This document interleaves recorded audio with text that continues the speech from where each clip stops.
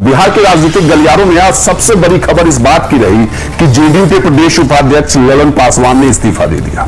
ललन पासवान पूर्व विधायक भी रहे, नीतीश कुमार के काफी क्लोज रहे। हालांकि वो आरजेडी के रास्ते आरएसपी से होते हुए जेडीयू में आए थे। हालांकि सबसे पहले 2005 में वो जेडीयू में भी थे।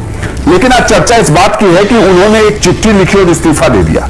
क्या सिर्फ इस चिट्ठी के मर्म को समझा जाए तो ये समझ में आ जाएगा कि उनका इस्तीफा क्यों हुआ, या इसके पीछे कुछ और भी कहानी है? क्या इसके पीछे आने वाले दिनों में लोकसभा की पटकथा लिखी जा रही है, या फिर जो बातें उपेंद्र कुशवाहा ने कही थी वो अब सच हो रही है? क्योंकि उपेंद्र कुशवाहा ने कहा था कि आज ना कल जेडीयू में धीरे धीरे टूट होती रहेगी।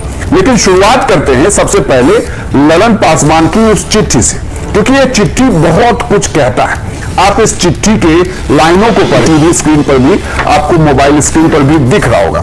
उस चिट्ठी में लिखा है कि बिहार में आतंक और गुंडा राज स्थापित करने वाले लालू प्रसाद यादव के राष्ट्रीय जनता दल से समझौता करने के बाद दलितों पर हत्या, बलात्कार और उत्पीड़न की बढ़ती घटनाओं और इसकी रोकथाम की दिशा में राज्य सरकार की तरह कोई कठोर कदम नहीं उठाए जाने के विरोध में मैं जनता दल यू की प्राथमिक सदस्यता से इस्तीफा देता हूं। भव्य ललन पासवान, पूर्व विधायक चेनारी और जेडीयू के उपाध्यक्ष। इस चिट्ठी की पहली लाइन में ही इन्होंने बिहार में जंगल राज, गुंडा राज और लालू यादव के साथ जेडीयू के समझौते को लेकर चर्चा कर दी, आरजेडी के समझौते को लेकर। अगर इस चिट्ठी की भाषा पर बात करें तो ये चिट्ठी अपने आप में बहुत कुछ कहता है। लेकिन आप इसे ऐसे सोचिए कि ललन पासवान को ये बातें इतने महीनों के बाद याद आई कि जेडीयू का समझौता आरजेडी से हो गया, वो भी तब जब अब इंडिया गठबंधन बन गया है। खैर, इसे मैं बाद में बताऊंगा। लेकिन जिस बात का उन्होंने एक तरीके से जिक्र कर दिया है उसे लेकर चर्चा तो छिड़ी जाएगी कि क्या जेडीयू के अंदर जो मौजूद नेता हैं वो फिलहाल असमंजस में। कुछ दिन पहले ही एक बड़े नेता ने ऑफ द कैमरा ये बातें जरूर कही थी। बातचीत के दौरान उन्होंने ये कहा था कि ये थोड़े से कार्यकर्ता लेवल पर मुश्किल होता है। हालांकि जब इंटरव्यू शुरू हुआ, जेडीयू के सांसद हैं, इंटरव्यू के दौरान भी उन्होंने कहा कि जेडीयू के कार्यकर्ता और आरजेडी के कार्यकर्ताओं के बीच सामंजस्य में दिक्कत जरूर आती है, क्योंकि एक लंबे समय तक इन दोनों के नेताओं ने एक दूसरे के खिलाफ राजनीति की। लेकिन अब जब साथ आ गए हैं तो साथ मिलकर अच्छा काम करेंगे। लेकिन अब यहां सवाल उठने लगा है कि क्या जो नेता पार्टी छोड़ रहे हैं वो सामंजस्य की वजह से छोड़ रहे हैं, आरजेडी की वजह से छोड़ रहे हैं, लालू यादव की वजह से छोड़ रहे हैं, या जिस गुंडाराज, दलित और उत्पीड़न की बात ललन पासवान ने की है उसकी वजह से छोड़ रहे हैं? आपको लगेगा कि यहां तक ये कहानी बड़ी आम है, तो आपको इसके पहले ललन पासवान का थोड़ा इतिहास भी बता देते हैं, राजनीतिक इतिहास। 2005 में वो जेडीयू के टिकट पर चेनारी विधानसभा से चुनाव जीतते हैं, विधानसभा पहुंचते हैं। हालांकि उसके बाद वो जेडीयू का साथ छोड़ देते हैं। 2009 में वो आरजेडी के साथ चले जाते हैं, वहां पर चुनाव हारते हैं। उसके बाद फिर आरएलएसपी को ज्वाइन करते हैं। उपेंद्र कुशवाहा की पार्टी उस वक्त हुआ करती थी 2015 में, उपेंद्र कुशवाहा के साथ रहे वो। लेकिन फिर उपेंद्र कुशवाहा को भी छोड़ने वाले सबसे पहले ललन पासवान ही थे। उपेंद्र कुशवाहा का साथ छोड़ा और जेडीयू में आ गए। जेडीयू में बड़ी महत्वपूर्ण भूमिका उन्हें दी गई, प्रदेश उपाध्यक्ष बनाए गए। खैर, सब कुछ बिल्कुल सही चल रहा था। लेकिन अब सोचिए कि इंडिया गठबंधन की बात हो गई, सब कुछ पटरी पर है, लेकिन इस बीच एक चिट्ठी लिखी गई और चिट्ठी लिखकर सदस्यता से इस्तीफा दे दिया गया।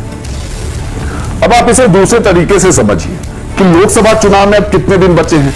आप कहेंगे कि 1 साल से भी कम का वक्त है, बल्कि अगर आप उंगलियों पे गिने और चुनाव शुरू हो जाए तो समय आप जोड़ लीजिए कि अब यहां से 6 महीने बचे हुए हैं, यानी कि 200 दिनों के आसपास में एकदम चुनाव पूरे पीक पे होने वाला है। और उसके पहले ही कोई नेता ये कह दे कि बिहार में जंगल राज है, नीतीश कुमार का लालू यादव के साथ है, तो इन्हें ये बातें पहले से भी पता थी। अब आप इसे ऐसे समझिए, ये किस सीट से आते हैं?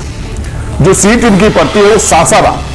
अब सासाराम पर भी लोकसभा का चुनाव होने वाला है, और अगर आप इंडिया गठबंधन के तहत अगर उस सीट को देखेंगे तो उस सीट पर कांग्रेस अपना दावा ठोकेगी। वह सीट कांग्रेस के खाते में इंडिया गठबंधन के तहत चली जाएंगी।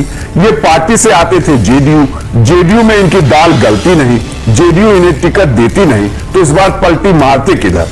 क्या अब सवाल उठता है कि अगर वह सीट कांग्रेस के पास चली जाएगी तो ललन पासवान के पास सिर्फ ऑप्शन ये बचा कि वो इस्तीफा दे। इस्तीफा दे तो जाएंगे किधर? क्या निर्दलीय चुनाव लड़कर जीत पाएंगे? क्या किसी और पार्टी के साथ अगर चले जाते हैं तो क्या चुनाव जीत पाएंगे? ये मुश्किल है, क्योंकि इस बार अगर फाइट 1 वर्सेस 1 की हुई, यानी कि इंडिया गठबंधन वर्सेस एनडीए की हुई, तो उन्हें बीजेपी का दामन थामना होगा, क्योंकि वो आरएलएसपी में उनकी वापसी संभव नहीं है। आरएलएसपी को शायद सासाराम की सीट ना मिले, और ऐसे में अब संभव है कि क्या उनकी बातचीत बीजेपी में हो गई है, क्योंकि बीजेपी में अगर सम्राट चौधरी ने आश्वासन दे दिया हो या बीजेपी के बड़े नेताओं ने उन्हें आश्वासन दे दिया है, तभी उसके बाद इतना बड़ा विकेट डाउन हो गया है जेडीयू से, तभी उन्होंने अपने पद से इस्तीफा दे दिया। और अगर बात हुई है तो ये हो सकता है कि वो सासाराम की सीट से लोकसभा चुनाव लड़ जाए। अगर लोकसभा चुनाव ना भी लड़े तो यह तो तय हो जाएगा कि अगली बार शायद वो विधानसभा चुनाव लड़े, क्योंकि एक बड़ा वोट बैंक उनके पास भी है। और बीजेपी बहुत सेफ साइड लेकर अब बिहार में खेल रही, वो हर एक उस शख्स को अपने साथ जोड़ना चाहती है जिसके पीछे 1% का भी वोट बैंक है, और ये खेल बहुत बड़ा है। ऐसे में अगर आज ललन पासवान ने इस्तीफा दिया है तो उस इस्तीफे का असर लालू यादव और नीतीश कुमार दोनों पर पड़ने वाला है, क्योंकि लालू यादव और नीतीश कुमार ये सब अति पिछड़े की राजनीति, चूंकि जातीय समीकरण, जब जातीय जनगणना के जो सर्वे आए उसके बाद इसकी राजनीति भी शुरू होगी। ऐसे में अगर उनके साथ इस तरह के नेता, ललन पासवान जैसे नाम के नेता अगर साथ छोड़ देते हैं, इसका इंपैक्ट बहुत बड़ा जाने वाला है, इसका मैसेज बहुत बड़ा जाएगा। कुछ दिन पहले भी एक और एमएलसी रणवीर नंदन भी बीजेपी में शामिल हो गए थे। ऐसे में अब जब ललन पासवान ने नीतीश कुमार का साथ छोड़ा है तो सवाल तो उठेंगे, लेकिन इसके पीछे सिर्फ वजह एक चिट्ठी लिखकर आरजेडी या लालू यादव का साथ अगर आप इसे देख रहे हैं तो खबर इतनी भर नहीं है। खबर राजनीतिक उस लालसा की भी है जिसमें शायद ललन पासवान को अब यह लग रहा होगा कि सासाराम की लोकसभा सीट उन्हें दे दी जाएगी और वो वहां से चुनाव लड़ते होंगे। यह बात शायद यहां पर आकर कुछ फिट बैठती होगी, या उन्हें लगता है कि सासाराम उनके लिए मुफीद होगी अगर वो जेडीयू का साथ छोड़ देते।